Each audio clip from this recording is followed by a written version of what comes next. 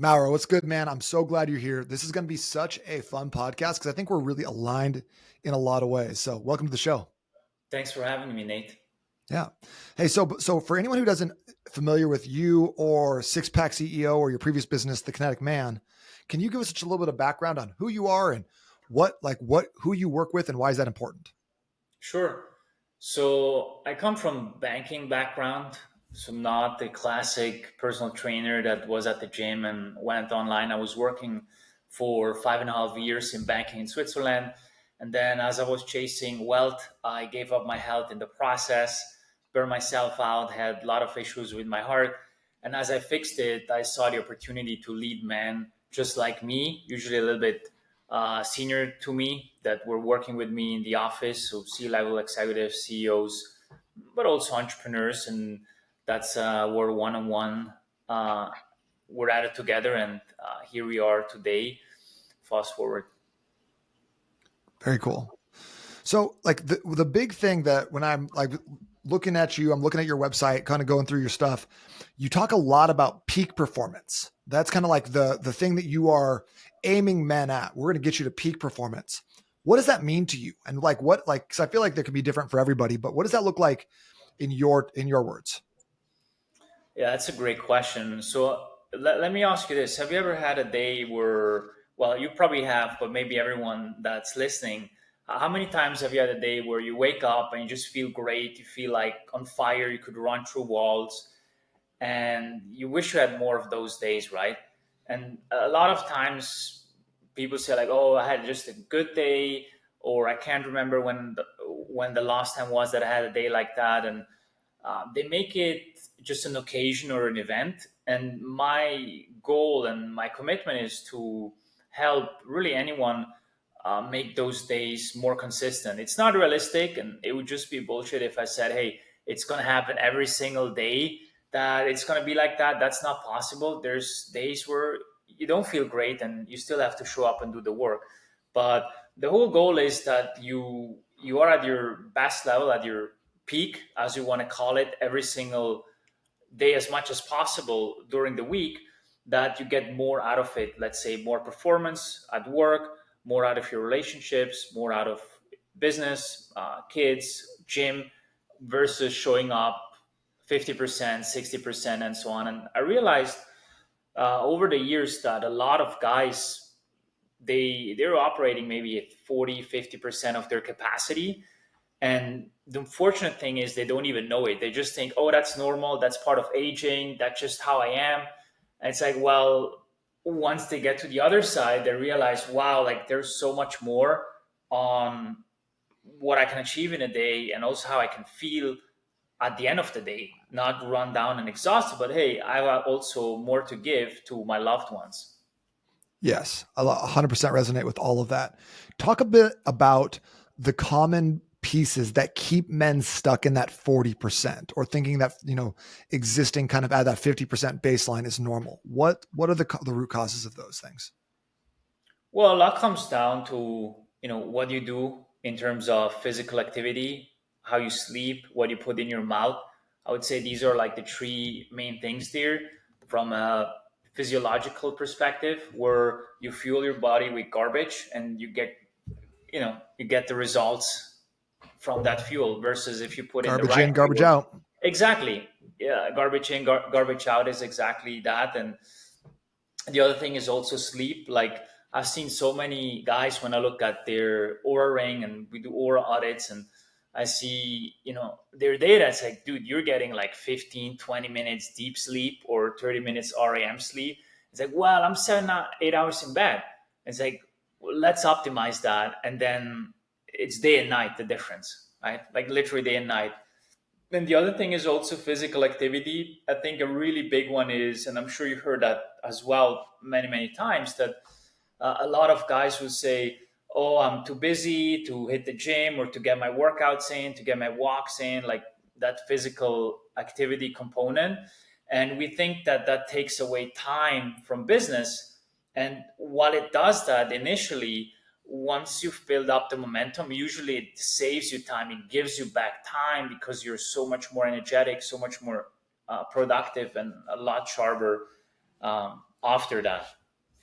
I 100% agree. I think you can do more in less time if you're optimized physically and mentally. You know, I think like, you ever go to Chipotle for lunch, you come back and you get about, 90 minutes of work done in 4 hours, right? You're slow, you're sluggish, you just don't feel that good. But when you're optimized, you come off a good workout, you're feeling really fueled up, you're getting a lot more done in less time because you're just so on point and you can stay on task without checking Instagram every 47 seconds because you're distracted and tired. Exactly. And I remember when there was a time where I did a lot of cold outreach. I don't do that anymore these days, but I used to do a lot of cold outreach, and usually it would take me like 2 hours, 2 hours and 15 minutes, because it was very personalized. So you have to think a lot, be creative. Like, what do I pick from this guy to make a custom message with the hope that he opens it? Usually it takes me 2 hours. So one day I said, hey, before I do that, let me go to the beach, let me go for a swim. Went to the water, 20, 25 minutes, came back home. So it feels like a loss. I could have done outreach during that time. Well, guess what? Came there after that swim in the cold water and getting some sunlight. My brain, my mind was so fresh. Like, I powered through those within 30, 45 minutes. So takes you 2 hours. Well, it took me less. And that's just from a production standpoint. And a lot of men in business, the more they scale and the more they grow, it's less about execution and being in the business. It's much more about making certain key decisions. So you don't have to necessarily work that much more. Rather, it's making those decisions that move the business forward. And why wouldn't you want to put yourself in the best spot possible before you make those decisions, with the fuel, with the activity, with sleep, with really anything else out there that you can optimize yourself, right? And I think a lot of guys, they're just not so much aware of it, or maybe they're becoming a little bit more aware these days around blood work and hormones, and how diet impacts your brain. But yeah, it's really an unfair advantage, I think, for anyone out there that puts that into place right away. Like, no change in marketing, sales, delivery, just change in you. And guess what? The business becomes a lot more profitable. I like the specific example of the cold outreach post workout versus not having the workout. I think a lot of people don't understand that or equate going to the gym with it just getting scraped off the ground with a shovel after like a hardcore CrossFit workout and feeling like they need to spend the rest of the day in bed. So I think that, giving them some perspective on a 20-minute workout, a 20-minute swim, cardio, go for a run, get in the sunlight, that's all you need. You don't need to be going and spending 3.5 hours in the gym like a professional bodybuilder. You just need to keep that moving and optimize those pieces in order to make sure that your brain is actually working at a high level. I do want to talk about hormones and come back to that in a second, but let's go back to what you were talking about with sleep. You were saying that you do aura audits. I got an aura ring. I love it. I test all kinds of stuff to see how I can optimize my own sleep. We just put out a podcast about sleep last week. So my question to you is, when you see a guy come through with really low deep sleep, really low REM sleep, which we know are critical for taking that short-term to long-term memory, recovering mentally and physically, what key elements are you putting in place for them in order to optimize that sleep? I like to look at the basics first. The basics may be boring sometimes, but ultimately it's what moves the needle before we look at, oh, get this, mat and blue light blockers. Yeah, they're great, but the blue light blocker will not save you if you eat 30 minutes before bed. So if we look at, actually, there's a new study that was done, I think it was in January, February this year, and they showed that sleep regularity, meaning optimizing your circadian rhythm when you go to bed and when you get up, is a greater risk of, or greater predictor of mortality than sleep time. So even if you sleep more, but it's irregular, your mortality risk is higher than if you sleep less, but at the same time. So that really shows us the time you go to bed and the time you wake up should be very in sync. And a lot of guys, they put themselves into social jet lag, meaning over the weekend they stay up 3, 4, 5 hours later, and that just really wrecks their circadian rhythm. And then it takes them Monday, Tuesday, Wednesday till they're back on track, and then Friday they go back into that. So looking that someone has really good sleep time when they go to bed, like a 30-minute, let's say, window, that would be appropriate. Not eating 3 to 4 hours before bed. And the reason why, to actually give more context to that, the bigger or the most important part from the two, like REM and deep sleep, is deep sleep. Without wanting to put REM away, it's also important, but deep sleep will just give you better ROI if you just had to attack that. A lot of times you get an optimization in both, but that one there is a little bit more important, in my opinion. So what happens is that deep sleep is really influenced by two things: stress and body temperature. So cortisol and body temp. And given that context, when you go back to eating, if you eat too close to bed, then your body's digesting and your body temperature is up. And if your body temp is up, your heart rate is up a little bit, it's really hard to get a lot of deep sleep in. So stop eating 3 to 4 hours before bed. That's a very low hanging fruit there. The other one is temperature, like how cool is the room? You need to use like a chili pad, an AC. Make sure the room is cool, around 65 degrees to 69, depending on the person. Fahrenheit, obviously, not Celsius. And that's what we want to aim for there. And then we can go deeper into a lot of hyper optimization, like the blue light blockers, morning sunlight exposure. But I found like those two things are really important there. Maybe as a last one, I would add work before bed, blue light exposure before bed. So if you're watching TV, you're working until last minute, and then you throw yourself under the sheets, it's probably not gonna get you the best sleep. Your mind is still racing and has all these ideas. So stop working 2 to 3 hours before bed, and really 1 hour, maybe 30 minutes before bed, putting away technology and just winding down, calming down the nervous system so that someone can go into more delta brain waves and get a lot of deep sleep and quality sleep. I like that you addressed a lot of the low hanging fruit and the simple things rather than talking about, crazy supplements and different things people need to be doing that seem out of reach for a lot of normal people. Because I think that, like you talked about sleep hygiene, getting to bed at the same time and falling and waking up at the same time, like massive improvement. Not eating 3 hours before bed can make a massive difference. And one thing that I thought was really interesting about the deep sleep is that it's so heavily reliant on circadian rhythm. So even if you're sleeping 8 hours, but you're going to bed at 1 and waking up at 9 a.m., you're still eliminating a lot of the deep sleep that's possible for you because that takes place at the front end of your circadian rhythm. So you're just not going to get as much of that and you're going to accrue that sleep debt. So I've always heard people say like an hour before midnight is worth two afterwards. And I was always like, yeah, how is that possible? But when you think about when your body is supposed to go to bed, you're supposed to start winding down after sunset and then go to bed shortly thereafter. That makes a lot more sense. So I think getting people to bed earlier is also critical because, like if you look at like ancestral, like how we slept back in the day, we didn't have LED lights and we weren't up until 1 a.m. doing stuff because we didn't have the technology there. So I love those inputs before you even go towards things like blue light blockers and crazy supplementation regimes. Yeah, So you can't out supplement the basics, and I absolutely agree with what you said. Like the going to bed earlier, which again is maybe a little bit boring. And one thing I would add is checking for sleep apnea, like breathing.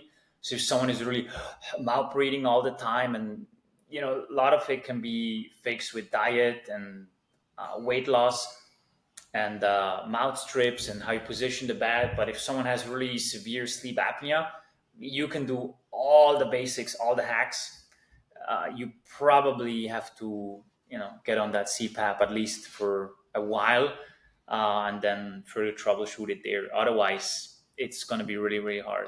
And the yeah, aura helps with that, right? Like I had a friend, he got the aura and he discovered he had sleep apnea, right? His HRV was always, HRV, heart rate were always like around, let's say 2 a.m., 3 a.m., through the roof like that. It's like, wait a minute, like, why is there that massive spike? And, he got a snoring app, and then okay, this is Gotcha. what's going on. Yeah, no When air. you see this, when you see the sleep apnea pop up on the aura, is it just a bunch of like wake, wake, wake, wake, all like through the night? I I wouldn't don't think say I've ever there's seen it like an present. official diagnosis with the aura. There's more indications, but also like the breathing regularity, like and the oxygen saturation. Usually, if it's like under 95% as well, even 95 is not the best. That can also be an indication there. Heart rate going up through the roof, and if you have a snoring app and you just hear yourself snoring all the time, and maybe like you don't get enough oxygen and you wake yourself up, then yeah. And it happened to me as well when I had really bad allergies, couldn't breathe through the nose, and I woke up and I thought, I'm gonna sophisticate. I'm not, I'm not getting enough oxygen, and everything was clogged up from the allergies. And so yeah, imagine if you have that every single night. Yeah, it adds up for sure. I had a client who was like doing all the right things, tracking their calories, hitting their workouts, couldn't lose weight. We realized because even she was spending 7 hours in bed, she was only getting like 5 hours of sleep. So fixing a couple of those pieces, enabling her to optimize her sleep was all we really needed to change. All of a sudden, the weight was just coming off. So you got sleep apnea, like that's you have to fix that roadblock because nothing else is going to work until you're getting some sleep, which is the craziest thing in the world. Best supplement you could take. It's free. You got to go to bed. Yeah, exactly. So, talk a bit about this kind of cultural piece that are seeing so much now, especially in the internet age. This hustle identity. I'll sleep when I'm dead. Hustle 24/7, where men are and women are sacrificing their health, their sleep, their relationships in search of more financial success in their careers. Why is that happening? Well, we have to look at, if we keep it's more for men, but women are definitely on the rise in that hustle and grind culture. If we look at I mean, I can only speak for men. If we look at the role for men, and I've worked with so many men over the years, if we look at it from the traditional sense, to provide and protect, and how do you provide today? With money, right? You don't go out and hunt, kill an animal, and bring that home and feed the family. You go out and make some money, and pay the bills and provide for your family in that sense, right? And that is also to some degree a form of protection in terms of financial security, and or at least calculated risks there. Now, given that context, we know why that is like the overarching goal for most men, and why that is the priority. And I don't know where that belief came from, but a lot of times you hear it more in corporate than, let's say, with entrepreneurs. But many entrepreneurs come from corporate, so it's flowing into that there. But the belief of, if I work more, I'll make more money. And I think it's a little bit flawed, because initially, maybe when you start out as a business owner, you have to hustle and grind and just power through it. There's so many things to do. But once someone has established a base, it's less about continuing that hustle and grind, and it's, as we touched on before, making key decisions, having systems in place. Doesn't mean you can just chill at the beach and do nothing, but it also means you don't have to hustle and grind all the time. So I think that's one part.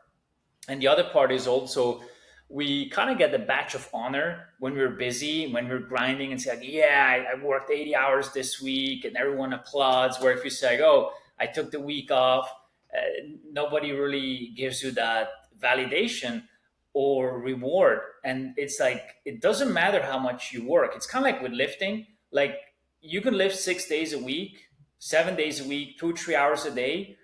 And if I live 2 days a week for 1 hour and have the better results, like, why are we even talking? It's who is more effective, and not who is putting in more effort. And I think that's gets confused a lot of times, where, oh, I put in more effort. So what? Nobody cares, about the effort. At the end of the day, it's the results. And if you can get the same result with less effort, with better systems, more efficiency.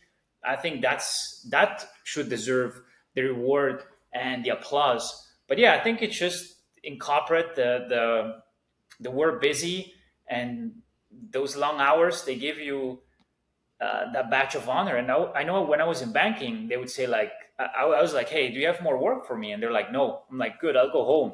And it was like 3 p.m. There's no way they'll let you walk out of the bank at 3 p.m. It's like, no, you got to stay. It's like, then give me work. Well, there's nothing left for today. Why do I have to stay? Well, it gives a good impression of the boss. Well, am I here to impress people or get shit done? So I never understood that, but that's the whole thing with the validation and the badge of honor. It's just kind of a cultural thing that's top down. Everyone, we're seeing that more and more. That's so funny. It gives a good impression of the boss. You're like, I'm just trying to, I'm just trying to do my job. Yeah. Not really trying to win a popularity contest. So funny. Yeah. But I see that so much, just so much sacrifice to the hustle monster. And the guilt comes also with it. Like if you leave the office at before everyone else, let's say, because you're done, there's almost a guilt like I'm letting others down, or this is not seen as good. But it's just like a made up bubble. Like there's no data that would support that.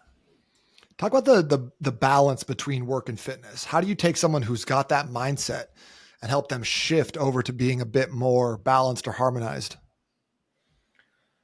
Well, I don't believe necessarily in like full balance.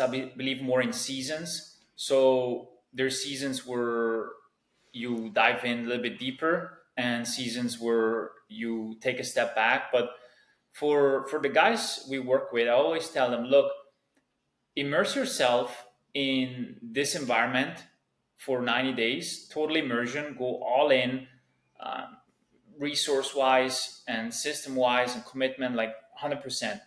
And once you've done that after 90 days, you can leave that total immersion. You still have to pay attention to it, but you've built like a machine that's now running and automated, and you just have to tweak a little bit here and there, and it's running without you. Meaning, if you go all in 90 days, immerse yourself, you've built up the habits, the consistency, the momentum that you just have to tweak and adjust a little bit. Like, oh, let me do a little bit of this and this with my workout. Let me do a little bit here and there with the diet, and I will continue seeing progress. Where initially you have to build that machine up a little bit.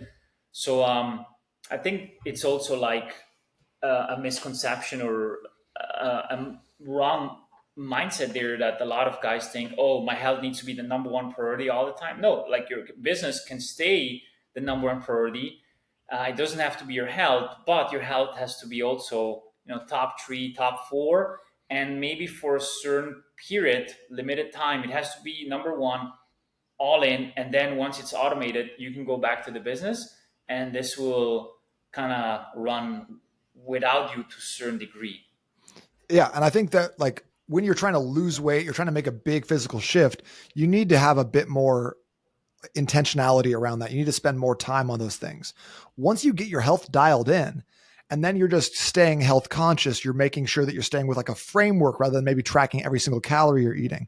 You're fasting once a week or a couple times a month or something like that. Then it's no longer this big mental battle of fitness and like trying to get it in.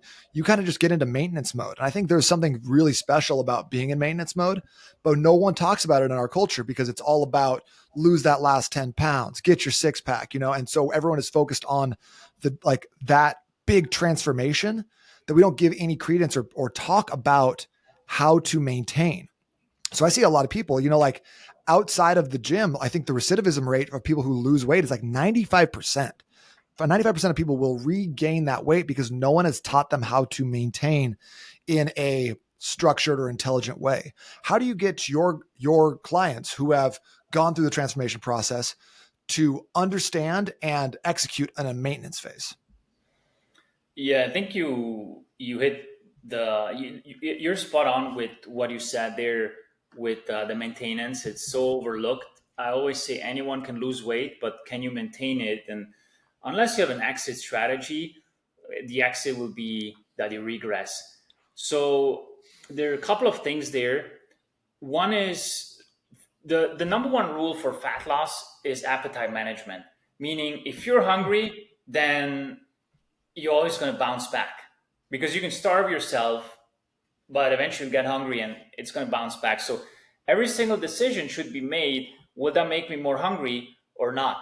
And if the answer is yes, then eventually you'll regain the weight. So we want to set someone up that they're not hungry, they're not starving, and that makes it much, much easier to stick to the plan long after you've hit that goal.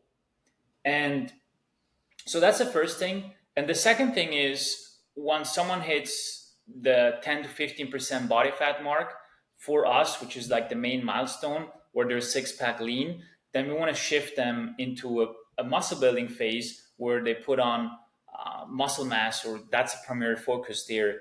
And what happens is you can slowly increase the amount of food that you're eating, not too fast, but at a slow pace, that it's all or most of it lean mass. And eventually, 6 months, 12 months later, you're eating a lot more, maybe even more than you ate before you started losing weight. And because of that, you put yourself in a spot where it's actually hard to regain the weight because you're eating so much and you almost become, let's say, obese resistant, where it's hard to gain it back. So if you have a budget of 2,500, 3,000 calories a day, well, you have to overeat every single day from that budget. And if you've been used to making very good choices with food, quality foods, then it's actually hard to eat 3,000 calories, for example, of quality food every day. You'll be full, especially on a high protein diet. And so that's how you minimize the risk. Obviously, there's always the risk of gaining it back, meaning if someone stops doing the work, they just get lazy, they don't work out, they don't do anything, nobody's here to save them, right? But if someone is missing the framework, then I believe this works really, really well. And, we've seen it so many times. I like And the phrase obesity resistant. What were you sorry? say though? Go on. Go on. I'm sorry. No, I just wanted to add, and also one thing that a lot of people forget is they only need to lose the fat once. You need to do the big fat loss phase once, one time, and then it's done. And then there may be like mini cuts where it's like, oh, I want to lose 5 pounds or so, but that's easy. Where the big fat loss phase for people who are overweight or, let's say, obese, one time, and then they're done. And once you know that, it's like, okay, this is my one shot. I'll push through it. I won't quit. I won't give up. And let me just push through it and then get on the other side and, ramp up my metabolism and just maintain from there. Yeah. Trying to eat 3,000 calories of chicken breasts is damn near impossible. So, you going back to what we were talking about with like the training. I know a lot of guys who want to work out 6 days per week. Like, I'm writing programs and stuff, and they're like, "What about a Saturday? What about a Sunday? What about my like? I don't want to do a rest day on Wednesdays." And what I found recently in the past couple of years with myself is I love training. I love being in the gym. I love working out. But when I started getting really busy, had some kids, doing stuff at home, like trying to like balance being an entrepreneur, being a parent, being a spouse, and do all those things at a high level, my training kind of fell off. And I was only able to get in about 3 days per week, maybe four sometimes. And what I saw, my results actually got better when I was training less. Talk a little bit about that and like, not only the mechanism for why that works, but also how do you get guys who love to train to adapt to a lower frequency of working out? So let's address the first point first, and it will kind of lead into the second question that you ask with the guys who really love working out so much. But ultimately, it boils back down to the point I made before with uh, effort versus effectiveness. Meaning, if you go 6 days a week, it's very, very unlikely at, let's say, 35 plus, 40 plus, 50 plus, for guys listening, even 60 plus, that you'll recover from those sessions, especially when you're cutting, like you're in a deficit and you're cutting, maybe you're fasting a little bit, you're just eating less food, meaning your recovery will just take a hit. You add on top of that stress from business, family, kids, taxes, like everything that's on your plate, like cortisol is high enough already. You train 6 days a week, that will go through the roof.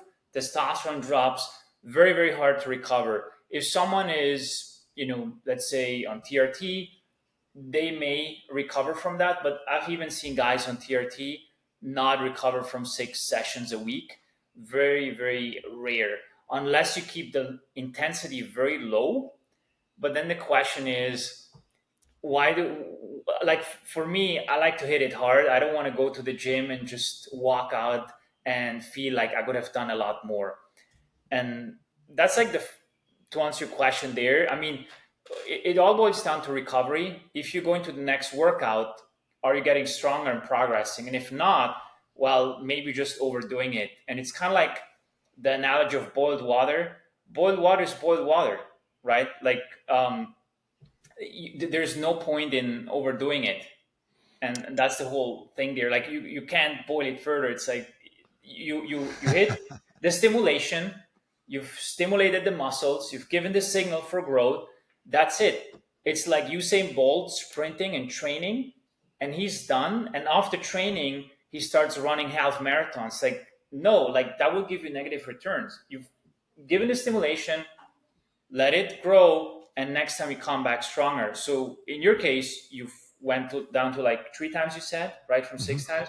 Yeah, you recover better, and you probably, your testosterone was better as well, human growth hormone, sleep better, and the next session you can hit it harder and progress. And that kind of leads into the second point that you said, with a lot of guys uh, who love it. At the end of the day, once they see they're getting better results with less, they accept it and admit, okay, I have to dial it back. And I say, look, you can go for a walk, spend time with your kids, go on date nights, like use the time differently. And if you really want, then uh, you can go, let's say for some swimming and so on. But why do you work out in the first place? And a lot of times it's, well, I want better results. Well, you're getting better results now by doing less versus doing just more, more, more. Mhm. I love throwing those walks in there, but man, that's a good point. Boiled water is boiled water. You're getting better returns by boiling it more. That's so awesome. I love that. I'm gonna make a clip of that. Um, Mauro, can you talk a bit about hormone optimization? I know you do that a bit as a big part of your program for the guys. What are you looking at? And if guys are getting their blood work checked, which hey, you should be getting your blood work checked at least yearly. What sorts of pieces are you looking at when you see blood work to determine how to optimize? So we start everyone with a blood panel that looks at 95 biomarkers, and that gives us a big picture overview of what's going on with someone. And a lot of times I see when guys get in blood work, they're like, oh, I'm healthy, the doc said. It's like, well, what did the doc say? And usually it's, they check sugar and cholesterol and say, oh, this is fine, you're not dying, get out of here, next patient.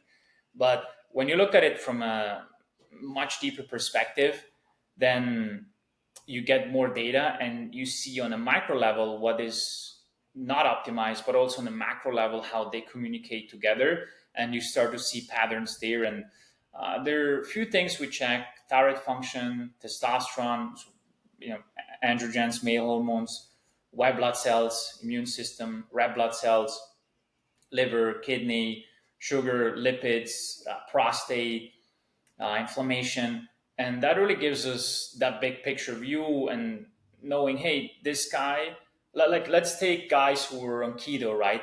The classic keto blueprint blood work. I've seen it so many times. Their lipids will be way too high, but uh, their thyroid will be racked. Their testosterone, their free testosterone, is way too low. And it's like, well, your body needs, a little bit more carbs, a little bit more starches, and they have that, and they start dropping more body fat. They feel better, energy's up, libido is up, and so on. And then you have it the opposite, where guys have way, way overdone the carbs, and they're massive insulin resistant. And for them, it's like, okay, you got to go a little bit low carb here. Maybe even keto if it's like extreme, just, or a little bit of fasting to speed up the results. and then you can increase the carbs, be more moderate with those if you really like to have those in your diet. So from an energy balance standpoint, that's something. Someone has a really fatty liver, like non-alcoholic fatty liver, that's also an insight there that they need, for example, more choline in their diet that they will get like from liver, chicken thighs, eggs, and probably don't do well with a very high fat diet.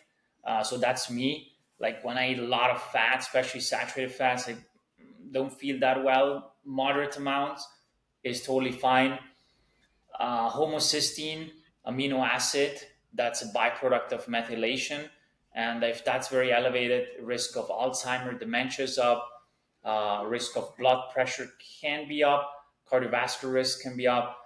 Gives us a good insight there, and hey, this person may be lacking some key nutrients, specifically B vitamins, TMG. So just small details like that. Well, I wouldn't want to call homocysteine small, but small details in terms of the vitamin optimization were bigger ones with, hey, you need a nutrition plan that's a little bit more low fat, moderate fat, high fat, low carb to optimize results. And I think a lot of guys are missing that, where they take a template or just a plan or just calories or just one thing. And according to the books, they should see results, but then they put in a lot of effort and it's not optimized. And it's like, well, why don't I feel great when I do this? Well, maybe you need to tweak and adjust a little bit. That's really good. That's good stuff right there.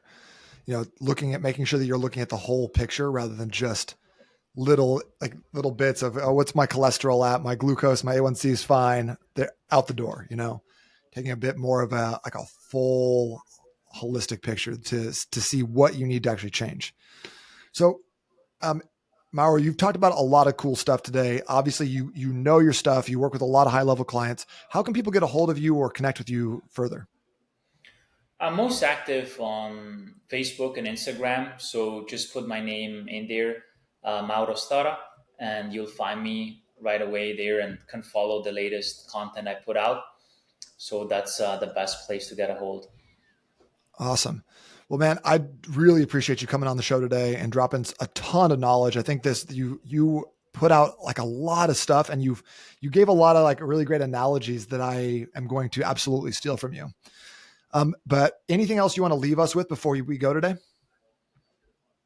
No, I think we talked about a lot of very, very good points. Blood work training, effectiveness, that is right up the wheelhouse, I think, of your audience. So, if anything, I would say, like, the most important thing is that people make small micro changes over time, and maybe for someone that's watching it, they're very advanced, they've already picked up some advanced things, but then others that are not so advanced, maybe beginners, they may feel sometimes overwhelmed. It's like, oh, like these guys talked about this and this and this, but just making one small shift every single week, for example, and moving forward with that is the most important thing. Plus, as we talked about the blood work, like I truly believe if someone gets in their labs, like their level of commitment and drive is through the roof, like without changing anything. I've seen that so many times. Let's say a guy comes in the program, they're like,